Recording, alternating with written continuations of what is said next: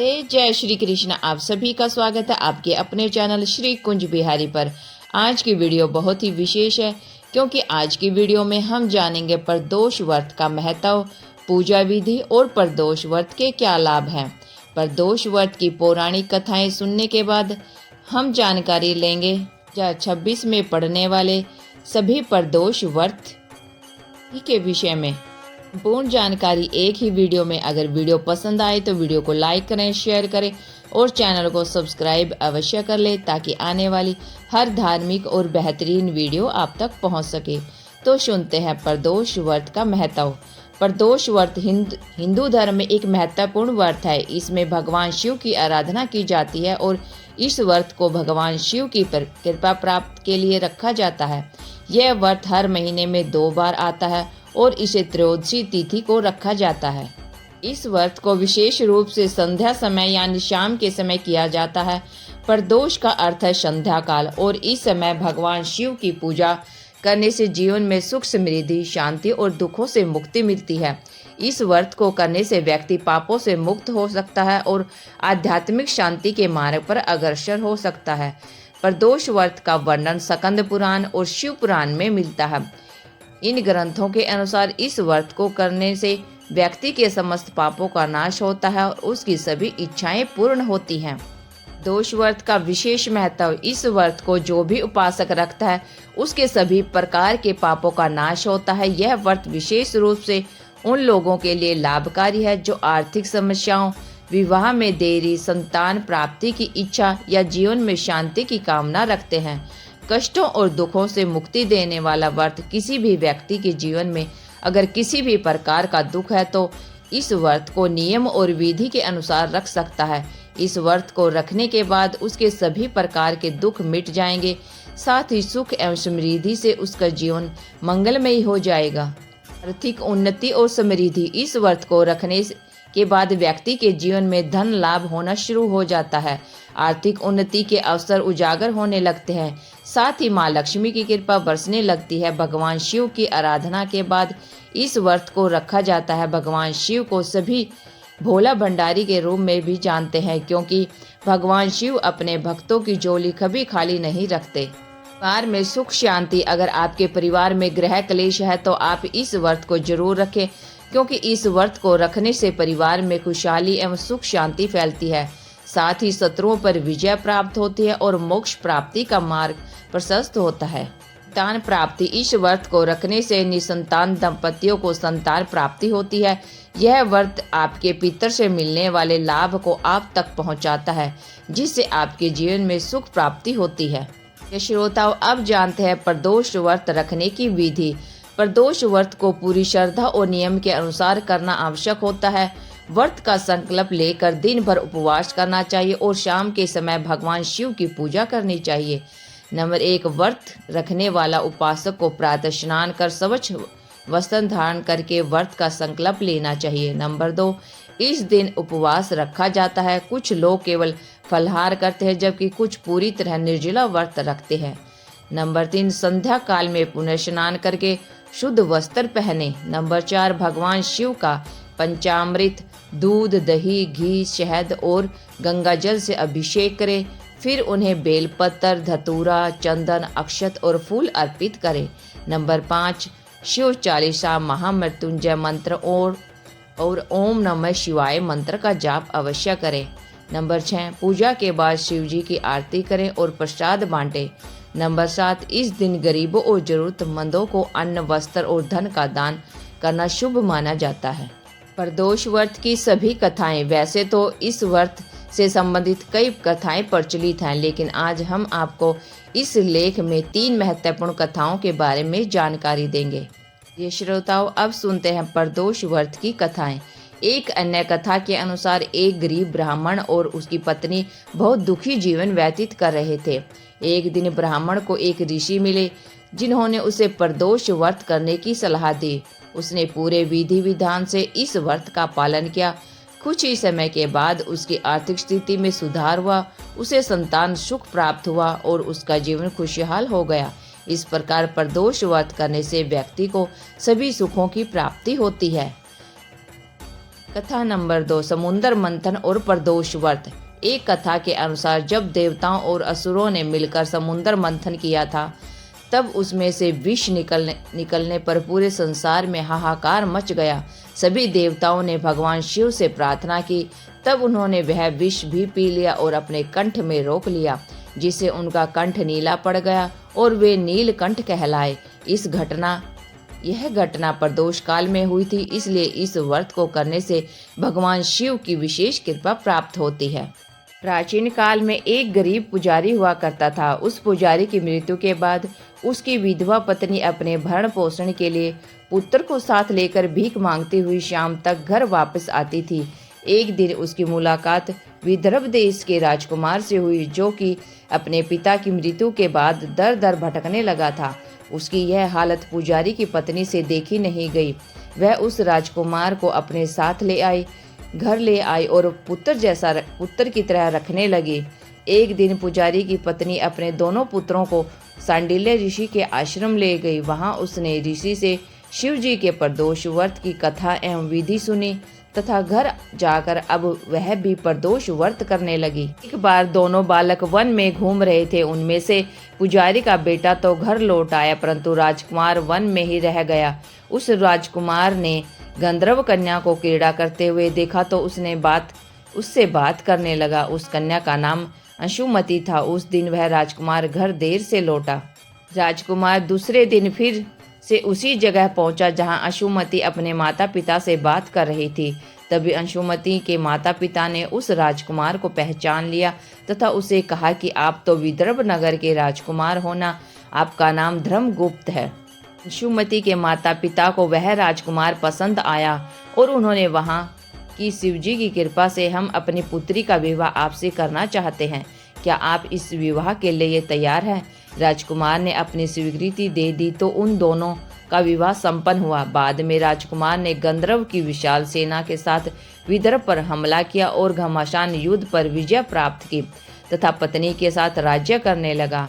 वहां उस महल में वह पुजारी की पत्नी और पुत्र को आदर के साथ ले आया तथा साथ रखने लगा। पुजारी की पत्नी तथा पुत्र के सभी दुख व दरिद्रता दूर हो गई और वे सुख से अपना जीवन व्यतीत करने लगे। एक दिन अंशुमति ने राजकुमार से इन सभी बातों के पीछे का कारण और रहस्य पूछा। तब राजकुमार ने अंशुमति को अपने जीवन की पूरी बात बताई और साथ ही प्रदोष व्रत का महत्व और व्रत से प्राप्त फल का भी अवगत कराया। उसी दिन से प्रदोष व्रत की प्रतिष्ठा वह महत्व बढ़ गया तथा मान्यता अनुसार लोग यह व्रत करने लगे। कई जगहों पर अपनी श्रद्धा के अनुसार स्त्री पुरुष दोनों ही यह व्रत करते हैं। इस व्रत को करने से मनुष्य के सभी कष्ट और पाप नष्ट होते हैं एवं मनुष्य की अभीष्ट की प्राप्ति होती है। श्रोताओं, अब सुनते हैं बुध प्रदोष व्रत कथा। वार के अनुसार जो प्रदोष व्रत करते हैं उसी के अनुरूप उसका फल प्राप्त होता है। प्रदोष अथवा त्रयोदशी का व्रत मनुष्य को संतोषी एवं सुखी बनाता है। बुध त्रयोदशी प्रदोष व्रत करने से सर्व कामनाएं पूर्ण होते हैं। इस व्रत में हरी वस्तुओं का प्रयोग करना चाहिए। शंकर शिव जी की आराधना धूप बेल पत्र आदि से करनी चाहिए। बुध प्रदोष व्रत की कथा के अनुसार एक पुरुष का नया विवाह हुआ।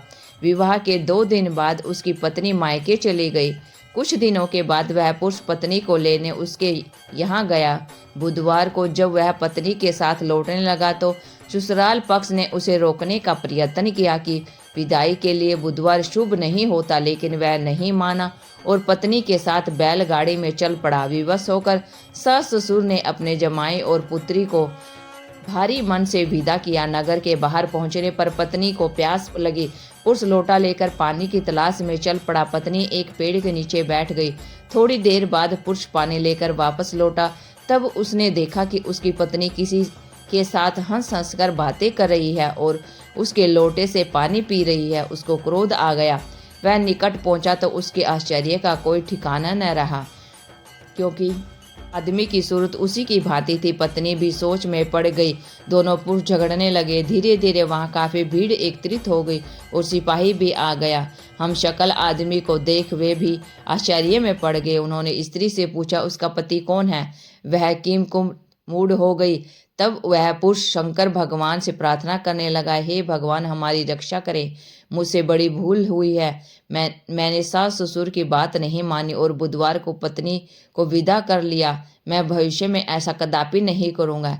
जैसे उसकी प्रार्थना पूरी हुई, दूसरा पुरुष अंतर्ध्यान हो गया। पति पत्नी सुकुशल अपने घर पहुंच गए।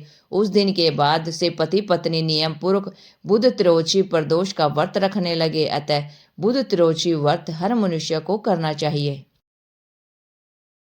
श्रोताओं, अब जान लेते हैं प्रदोष व्रत के प्रकार। प्रदोष व्रत हर महीने 2 बार आता है, एक बार शुक्ल पक्ष में और एक बार कृष्ण पक्ष में। इसके आधार पर इसे विभिन्न नामों से जाना जाता है। सबसे पहले सोम प्रदोष व्रत। यदि यह व्रत सोमवार को पड़े तो इसे सोम प्रदोष कहा जाता है। यह व्रत विशेष रूप से मानसिक शांति और चंद्र दोष को दूर करने के लिए किया जाता है। नंबर 2, मंगल प्रदोष व्रत। यह मंगलवार को पड़ने वाला प्रदोष व्रत है जो स्वास्थ्य और ऊर्जा में वृद्धि के लिए किया जाता है। नंबर 3, बुध प्रदोष व्रत। यह बुध और विद्या प्राप्ति के लिए उत्तम माना जाता है। नंबर 4, गुरु प्रदोष व्रत। गुरुवार को पड़ने वाले प्रदोष व्रत परिवार की समृद्धि के लिए श्रेष्ठ माना जाता है। नंबर 5, शुक्र प्रदोष व्रत। यह व्रत विशेष रूप से दाम्पत्य जीवन को सुखमय बनाने के लिए किया जाता है। नंबर 6, शनि प्रदोष व्रत। शनि प्रदोष व्रत शनि दोष और साढ़े साती के प्रभाव को कम करने में सहायक होता है। अब हम आपको बताएंगे कि आपको इस व्रत में क्या करना चाहिए। नंबर 1, दिन भर व्रत का पालन करें और संयमित आचरण करें। नंबर 2, जरूरतमंदों को भोजन और वस्त्र दान करें। नंबर 3, संध्या काल में भगवान शिव की आराधना करें और कथा सुने। नंबर 4, इस दिन सुबह जल्दी उठकर स्नान करें और स्वच्छ वस्त्र पहने। नंबर 5, शिवलिंग का अभिषेक करें और बेल पत्र, धतूरा व अन्य सामग्री अर्पित करें। अब हम आपको बताएंगे कि आपको इस व्रत में क्या नहीं करना चाहिए। नंबर 1, व्रत के दौरान झूठ बोलने से बचें। नंबर 2, शिव पूजा में तुलसी के पत्तों का उपयोग बिल्कुल भी न करें। नंबर 3, व्रत के दिन अधिक सोने और आलस्य करने से बचें। नंबर 4, इस दिन मांस, शराब और नकारात्मक विचारों से दूर रहे। नंबर 5, घर में कलह या झगड़ा बिल्कुल न करें। श्रोताओं, अब जान लेते हैं प्रदोष व्रत तिथियां 2026। सबसे पहले गुरुवार 1 जनवरी प्रदोष व्रत शुक्ल पक्ष। शुक्रवार 16 जनवरी प्रदोष व्रत कृष्ण पक्ष। शुक्रवार 30 जनवरी प्रदोष व्रत शुक्ल पक्ष। शनिवार 14 फरवरी शनि प्रदोष व्रत कृष्ण पक्ष। शनिवार 28 फरवरी शनि प्रदोष व्रत शुक्ल पक्ष। सोमवार 16 मार्च सोम प्रदोष व्रत कृष्ण पक्ष। सोमवार 30 मार्च सोम प्रदोष व्रत शुक्ल पक्ष। रविवार 15 अप्रैल प्रदोष व्रत कृष्ण पक्ष। मंगलवार 28 अप्रैल भौम प्रदोष व्रत शुक्ल पक्ष। गुरुवार 14 मई प्रदोष व्रत कृष्ण पक्ष। गुरुवार 28 मई प्रदोष व्रत शुक्ल पक्ष। शुक्रवार 12 जून प्रदोष व्रत कृष्ण पक्ष। शनिवार 27 जून शनि प्रदोष व्रत शुक्ल पक्ष। रविवार 12 जुलाई प्रदोष व्रत कृष्ण पक्ष। रविवार 26 जुलाई प्रदोष व्रत शुक्ल पक्ष। सोमवार 10 अगस्त सोम प्रदोष व्रत कृष्ण पक्ष। मंगलवार 25 अगस्त भौम प्रदोष व्रत शुक्ल पक्ष। मंगलवार 8 सितंबर भौम प्रदोष व्रत कृष्ण पक्ष। गुरुवार 24 सितंबर प्रदोष व्रत शुक्ल पक्ष। गुरुवार 8 अक्टूबर प्रदोष व्रत कृष्ण पक्ष। शुक्रवार 23 अक्टूबर प्रदोष व्रत शुक्ल पक्ष।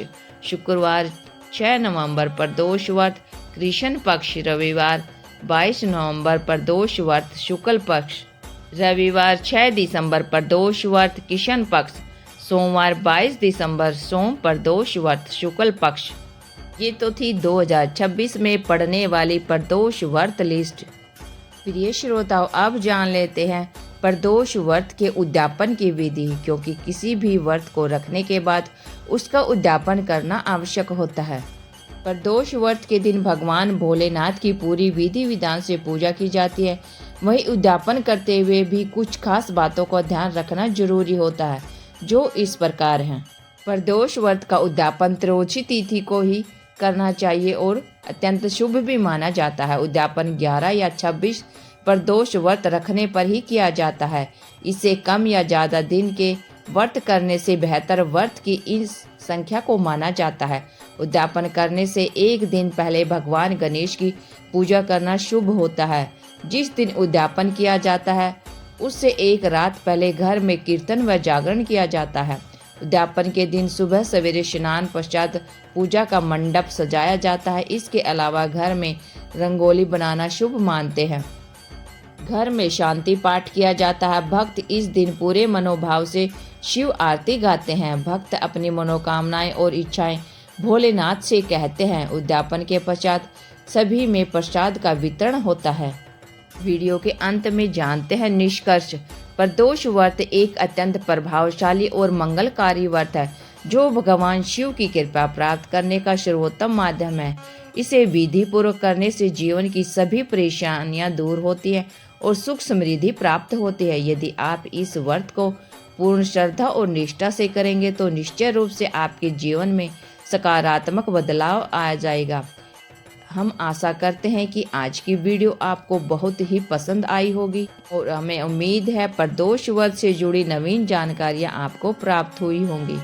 आप सभी से अनुरोध है, यदि आपको वीडियो पसंद आई है तो वीडियो को लाइक करें, शेयर करें और चैनल को सब्सक्राइब अवश्य कर लें ताकि आने वाली हर वीडियो की अपडेट आप तक पहुंचती रहे।